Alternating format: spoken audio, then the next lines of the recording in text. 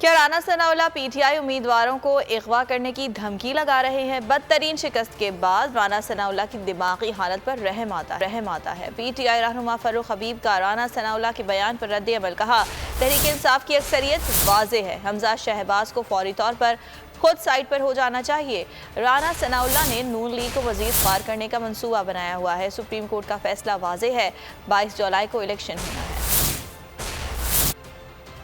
اس کے بعد جو ہے رانا ثناء کی دماغی حالت کے اوپر رحم آنے لگ گیا ہے۔